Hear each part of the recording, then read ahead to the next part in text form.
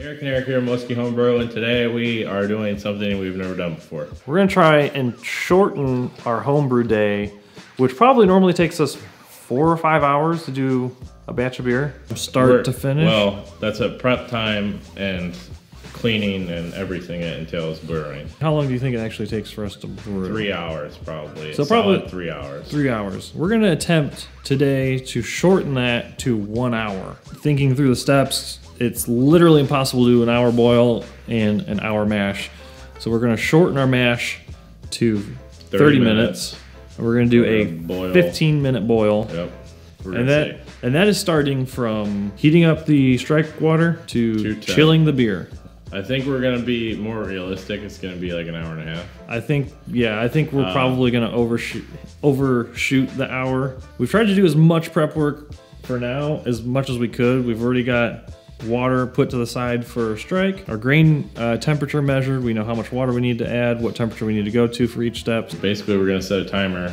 It's gonna be an hour.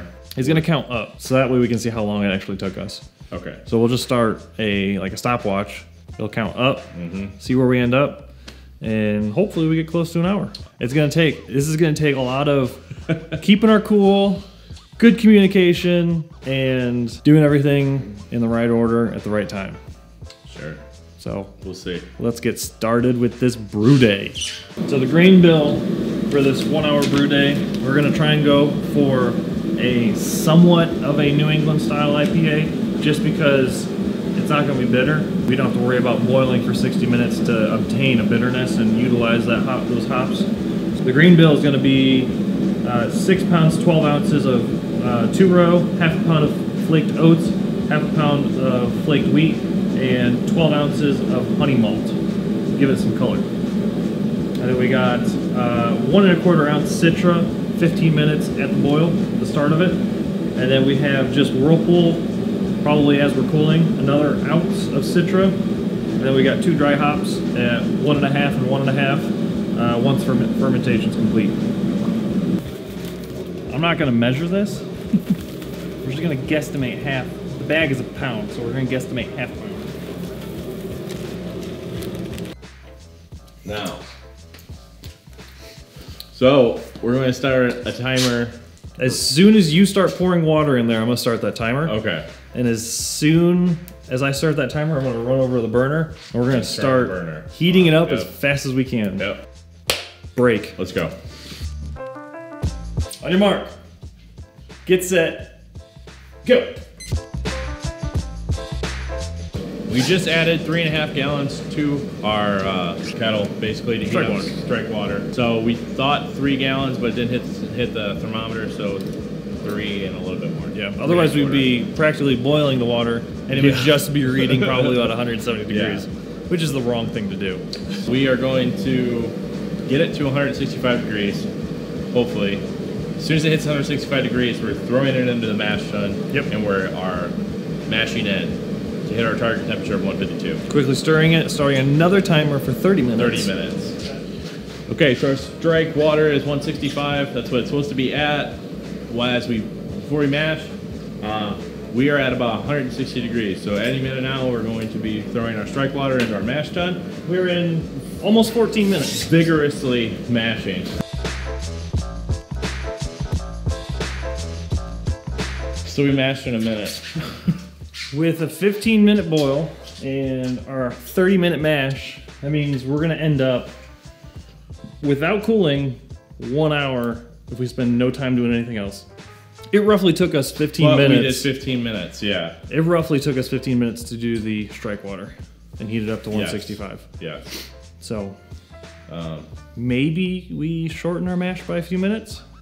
On a side note, we slightly missed our mash temperature by 2 degrees. That's okay. So now while we're waiting for it to mash, we're going to go ahead and heat up our sparge water to 170 degrees. And we know that will take approximately 15 to 20 minutes, I guess. So we've prepped everything. We still have 9 minutes left in our mash. We got our sparge water ready. That's ready to go. We have our kettle ready. We have our line from our mash tun into our kettle. We're going to... I'm right in the way. Hold on. Let me go over here. There we go. We're going to Vanna White. We're not even taking like first rains or anything. We're just going right from the mash tun to the keg. We got a brew in a bag in there. I don't think we mentioned that earlier. Yeah, we are doing brew in a bag. Yeah. That will speed things up because we don't have to recirculate anything. Yep. Don't have to lauder. And then we're basically just gonna sparge. We're gonna fill it back up and just freaking do a quick batch sparge. Yep. Got about 8 minutes, and we will be doing all of that very quickly. That is true. All right, so we got 50 seconds left to our mash. One thing we did actually was we already added the hops for the 15-minute hop edition. We're just gonna kind of make them first word edition. Yep. Quick adjustment. We're changing everything.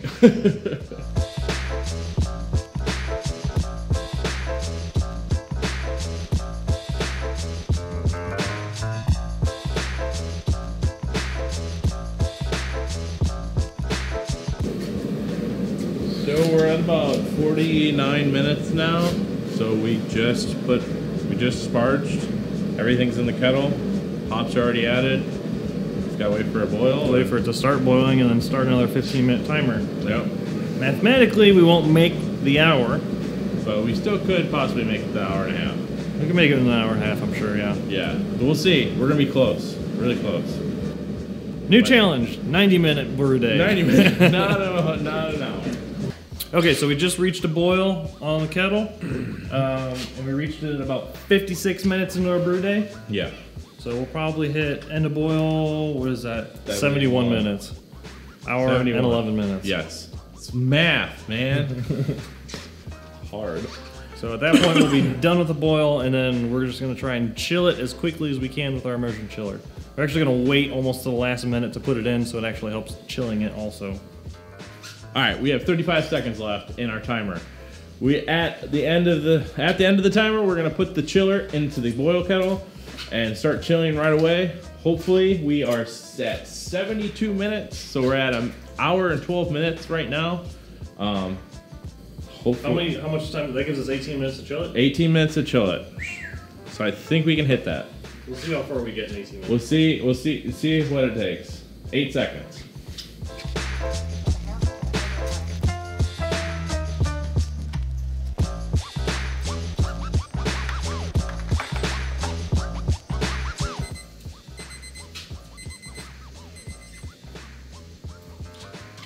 All right, I just started another timer for 15 minutes and see if we can do it in 15 minutes. We're at an hour and 13 minutes now, hour and 13 minutes now. So we possibly could get under an hour and a half. We'll see. Also have to say, there's not going to be a whole lot of B-roll in this video. Yeah, we were busy doing other stuff. This brew kind of took over all of that. So this is more of an experiment in our part. From start to finish. From cool down. Yeah. Is 86 minutes. 86 minutes. I think that's pretty good. So Eric, what are a few things that you think we could do to speed up the process a little bit more, maybe hitting that 1 hour mark? I think one thing we could have done was maybe get like an ice, like a cooler full of ice, or you know, something where we get it down to temperature faster.